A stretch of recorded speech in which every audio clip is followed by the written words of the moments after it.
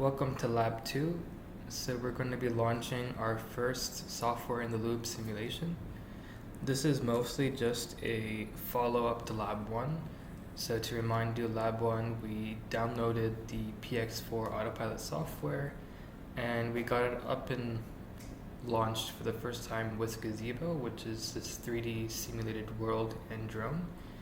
We looked at the X500 drone and also experimented with different 3D backgrounds and different vehicles such as a VTOL. From now on we'll be looking at the X500, and in this lab we're just going to be doing a very basic takeoff command within SITL, not yet having started the Q ground control or other methods of controlling the drone. This is just going to be how we can do a very simple takeoff from within the simulation backend itself. So to do that, go ahead and get into your PX4 Autopilot repository and run your command to start up the PX4 SITL and Gazebo. I'm going to be using the X500, and also just for fun, let's add the lawn environment. So I'm going to start up a new window, paste this command that both navigates to the directory and starts up PX4 with Gazebo, the X500, and the lawn. So there you go. You can see our X500. You can rotate by holding down your scroll wheel on your mouse, and you can see our cool environment. And what we're going to do is we're going to do a simple takeoff. So in this terminal, you'll see your cursor blinking. If you press the enter button, then you'll now see this PXH thing here, and this indicates that you're able to type in a command directly to the SITL software. So things that you can do is you can check the status. So to do that, you're going to be starting off with a commander keyword. So commander status, and you'll see status says we are disarmed. That means that none of the motors are enabled. Navigation mode is hold. That means that unless there is an active command like take off or land, it's going to hold its position. And is it in fail-safe mode? No. So fail-safe mode is when there is some sort of trigger. Maybe you lost connection while flying the drone, and so it goes into fail-safe, where usually it lands exactly where it is, or it returns to home, the starting point. But we haven't even taken off yet, so of course we're not in fail-safe mode. Okay, now you might see these pre-flight fail errors regarding the yaw estimate. You can ignore these. You will typically see messages like this when you first start up Gazebo. It takes time for it to correctly estimate its telemetry. So again, if you want to do a new commander command, you'll need to press enter, look for that PXH symbol, and let's look at arming the motors.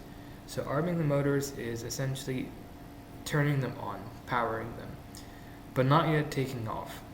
And this is important because you'll need to do the takeoff command within 10 seconds of arming, because if you don't, then the motors will automatically disarm after 10 seconds. So I'll show you what that means. So let's go ahead and enter our commander arm, and you can see our motors have started, but they haven't been set to take off yet. And after a few more seconds, you'll see, there you go, it automatically disarmed. So you're going to want to do the commander arm and then immediately follow that up with a commander takeoff command.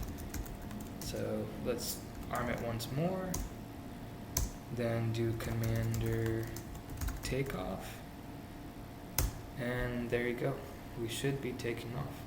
Scroll out if you want to see, and that's our drone taking off. So the default altitude for PX4 is 2.5 meters. And if I were to do the status command again, commander status, you will see that indeed we are armed because we have armed and we've flown and the motors are currently active. We're still in hold mode, so this drone is not going to be going anywhere until it receives a command. And if it doesn't, it'll hold its position. And we haven't lost connection, so we remain in a non-fail-safe mode. So the last command I'd like to show you is the commander land. But just like takeoff, you can also land. And within seconds of landing, you should also see your motors automatically disarm themselves. And there you go. So that's it for this tutorial here. Lastly, if you decided that you want the simulated drone, but you don't want to see this GUI interface, all you have to do is do your make PX4 command, but right before that, just type headless in all caps equals 1, and you'll enter headless mode. So if you want to save some of your computer resources and get rid of the GUI, you still have simulated drone in Gazebo, you're just not going to see the 3D interface. If you have any other troubleshooting issues, check out this guide here, and that's it for this lab. In the next lab, we'll get more into the Q ground control, and instead of doing just a simple land and takeoff through SITL, we'll be doing it through an entirely new app over Mavlink, which, if you remember from the first lecture, is a communication protocol that we use to talk to drones. So that's it. See you in the next lab.